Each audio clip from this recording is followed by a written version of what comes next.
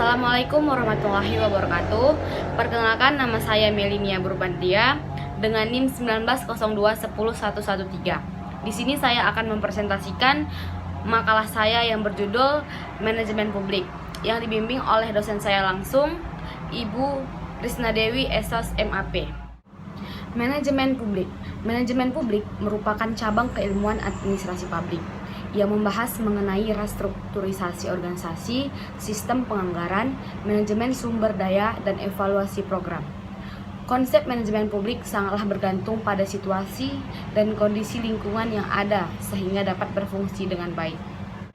Pengertian manajemen publik menurut para ahli. 1. Menurut Nur Gofur, mengartikan bahwa manajemen publik adalah manajemen pemerintah, yang artinya manajemen publik juga bermaksud untuk melakukan perencanaan, pengorganisasian, pengontrolan terhadap pelayanan kepada masyarakat.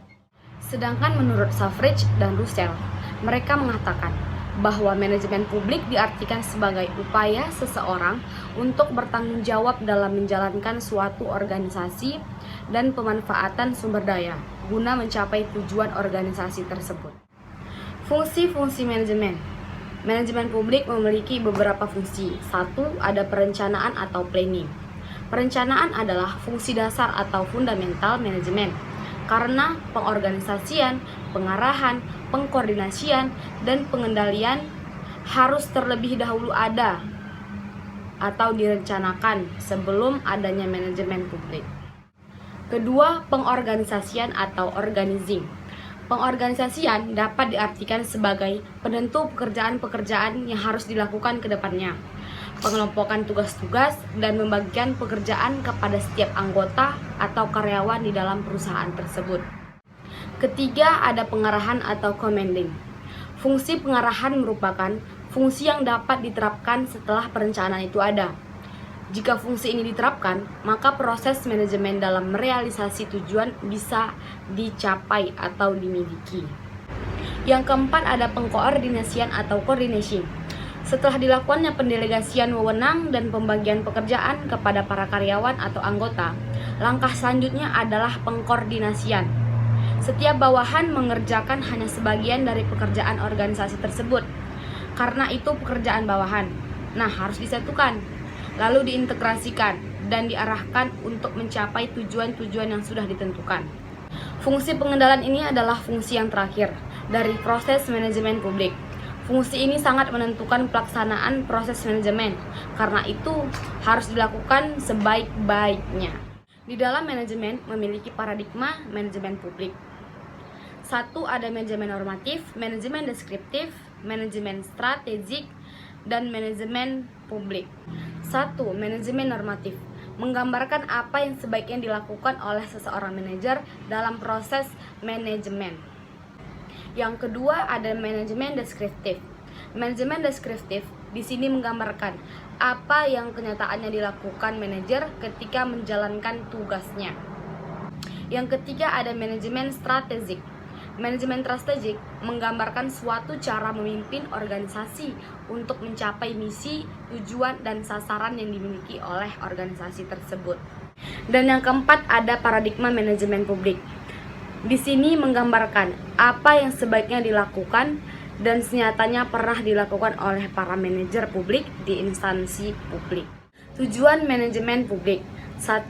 Strategik. Di dalam strategik, kita menetapkan tujuan dari prioritas bagi organisasi. Kedua, merumuskan rencana operasional untuk mencapai tujuan tersebut. Kedua, ada mengelola komponen internal.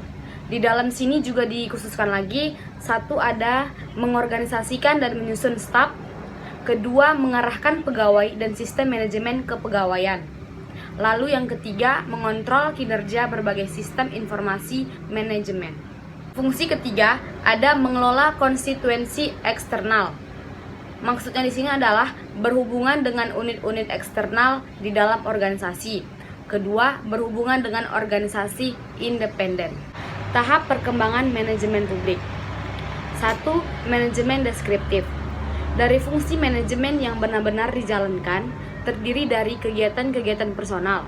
Ada kegiatan interaktif, administratif, dan teknis. Lalu ada manajemen normatif.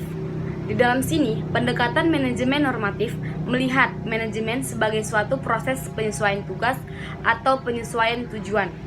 Efektivitas dari proses tersebut diukur dari apa kegiatan organisasi yang direncanakan di organisasi tersebut, lalu dikoordinasikan dan dikontrol secara efisien. Lalu ada manajemen strategik. Di dalam sini menggambarkan suatu cara memimpin organisasi untuk mencapai misi, tujuan, dan sasaran. Manajemen publik.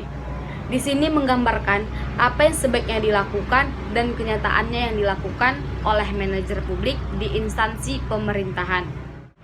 Sekian video presentasi saya mengenai manajemen publik. Semoga Ibu dapat menerima video saya ini lalu memenuhi tugas akhir semester di mata kuliah Kapita Selekta Administrasi Publik. Sekian dari saya. Assalamualaikum warahmatullahi wabarakatuh.